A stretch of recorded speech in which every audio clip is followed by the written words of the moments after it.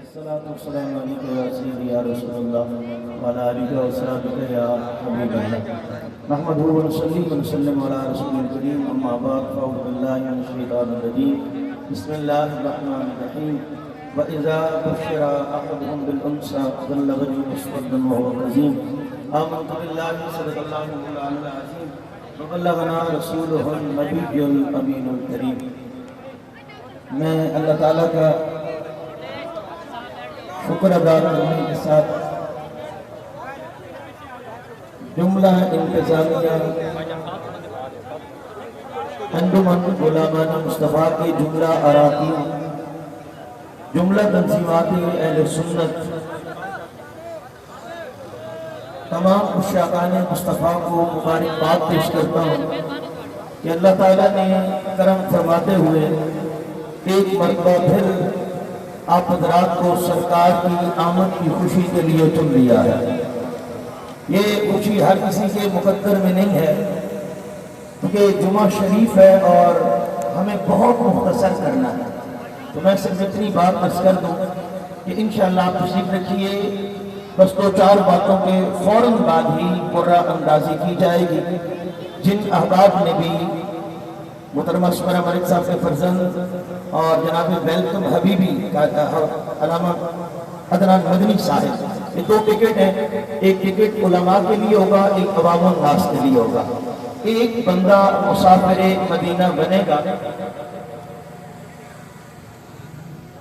ملک سالار عوان صاحب یہ محترمہ سمرہ ملک کے صاحبزادہ ہیں. ٹکٹ ان کی طرف سے عوام میں سے ایک آدمی مسافر مدینہ بنے گا. آپ حضرات یوں تشریف رکھیے. آج ہماری دوہری عید ہے، جمعۃ المبارک بھی ہے اور امام الانبیاء کی جشن ولادت بھی ہے. بس میں اتنا عرض کر دوں، قرآن مقدس کے چند کلمات تلاوت کیے. وَإِذَا بُشِّرَ أَحَدُهُم بِالْأُنثىٰ ظَلَّ وَجْهُهُ مُسْوَدًّا وَهُوَ كَظِيمٌ. آج سوال پیدا ہوتا ہے کہ تم سرکار کی آمد پہ یہ خوشیاں کیوں مناتے ہو؟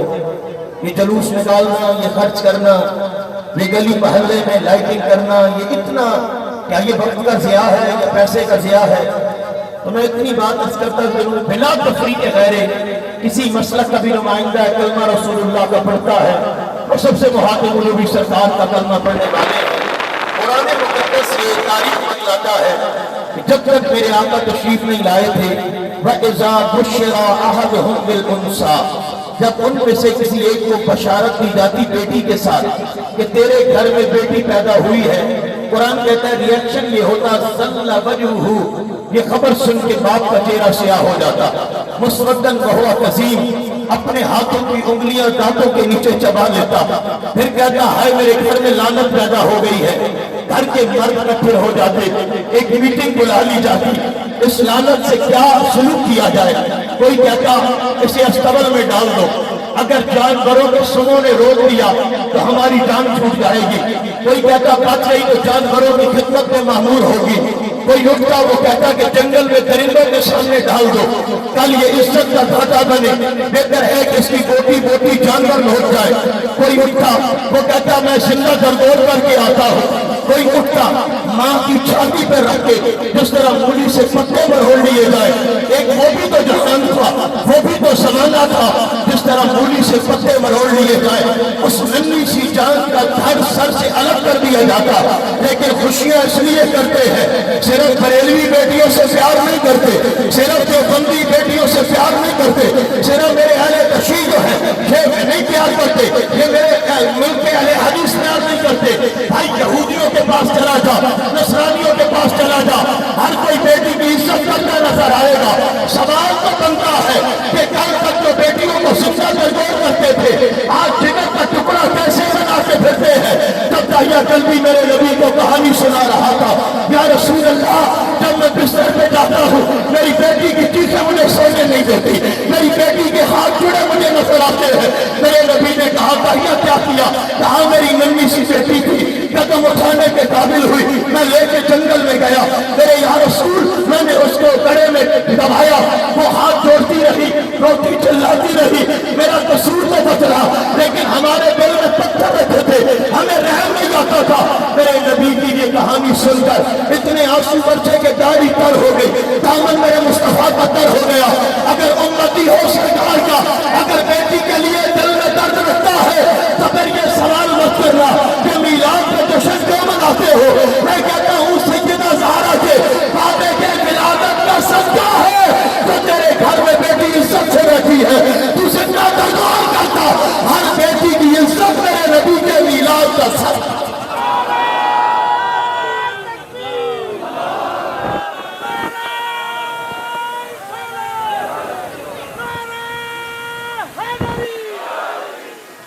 آج کل میں جاؤ کون سا بندہ ہے جو بیٹی کے غم میں دکھی نہیں ہوتا؟ یہ کوئی کسی صاحب سے پوچھے صاحب اولاد بیٹھے ہو. میں کوئی حکایت روایت تقریب کی بات نہیں کرتا. یہ مشاہدات ہر گھر کی کہانی ہے. گھر میں آؤ بیٹی کا چہرہ اٹھا ہو بندے کا دل اداس ہو جاتا ہے تھکن بھول جاتی ہے. بندہ کہتا ہے میرے جگر کو ٹکڑے کو کیا ہوا؟ تیرے دل میں یہ نرمی کبھی نہ آتی اگر زہرا کا بابا نہ آیا ہوتا. ہم اس لیے گلی گلی جشن مناتے ہیں کہ بیٹیوں کی عزت کا دھرم آیا ہے محمد مصطفیٰ کی ولادت پر صدقہ. پھر بتلائیے مجھے بتلائیے لوگ کہتے ہیں کس زمانے کی بات کرتے ہو؟ میں کہتا ہوں وہ بھی زمانہ تھا.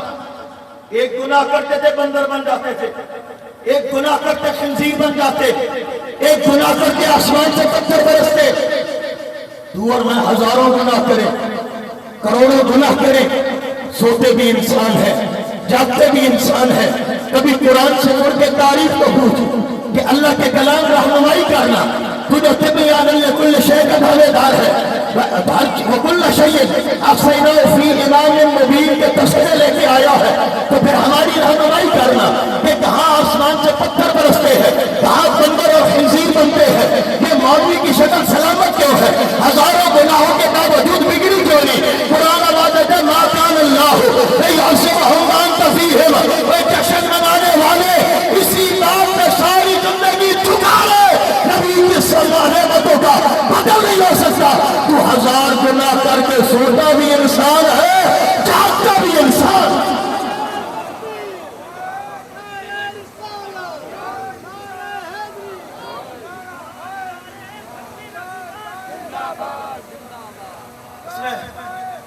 اس کے جمعہ ہے جمعہ شریف پہ بھی آپ یقیناً بہت سارے جو ہمارے علماء اور طباء بیٹھے بڑی آخر میں صرف ایک بات عرض کر دوں یہ مت گمان کرنا مولوی کی زبان جب تک سلامت ہے سرکار کا ذکر ہوگا نہیں. جب تک کہ میرے ناخوان بھائی بیٹھے ہیں سرکار کا ذکر بلند ہوگا نہیں. اللہ رحمت و رفعنا اللہ کا ذکر ہے. ہم نے کسی کا محتاج نہیں رکھا.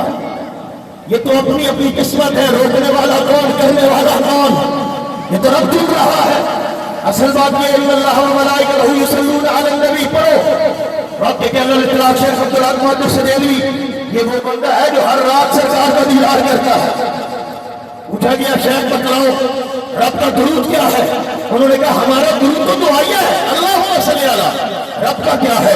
فرمایا رب کا درود یہ ہے رب فرشتوں کو جمع کرتا ہے اور اپنے یار کی شان بیان کرتا ہے. الحمدللہ ہم وہ کام کر رہے ہیں جو عرش پہ خدا کرنے والا ہے. ایک شعر پڑھ لیتے ہیں مل کے کہیے میرے سبحان اللہ. میں ہاتھ دیکھنا چاہتا ہوں پتہ نہیں کون مسافر مدینہ بننے والا ہے. مل کے کہیے اللہ اکبر. ذکر تیرے یار دا مولا کرے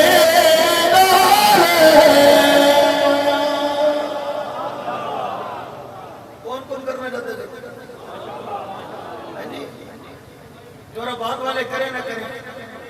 امام علی بن برہان الدین کہتے فلا یمر بحجر ولا شجر الا قال السلام علیکم یا رسول اللہ. یہ تیری خوش نصیبی ہے کہ تیرے منہ سے یا رسول اللہ نکلے. نہیں تو رب تو چاہتا ہے پتھروں سے کہلوا دیتا ہے. رب چاہتا ہے درختوں سے کہلوا دیتا ہے. مل کے پڑھیے تاکہ اجازت لیں اور دعا کریں اور قرآن معافی کی جائے. مل کے کہیے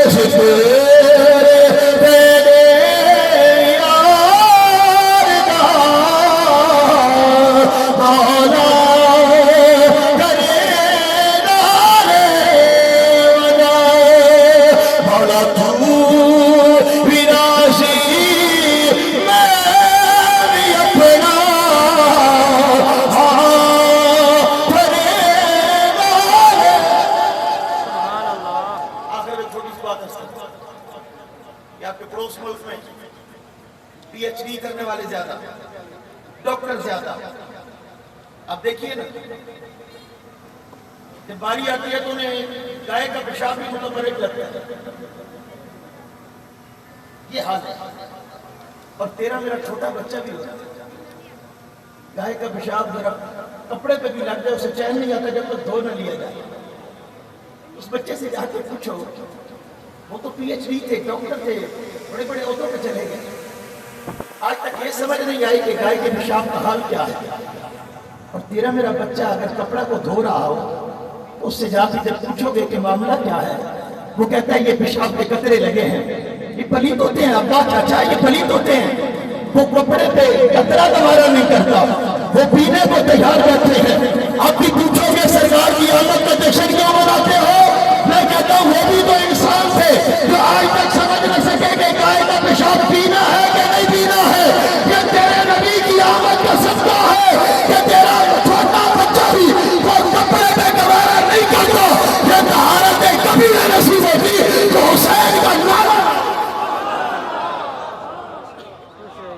شکر تو بنتا ہے، شکر بنتا ہے، شکر بنتا ہے. ہزاروں باتیں، لیکن جمعۃ المبارک ہے.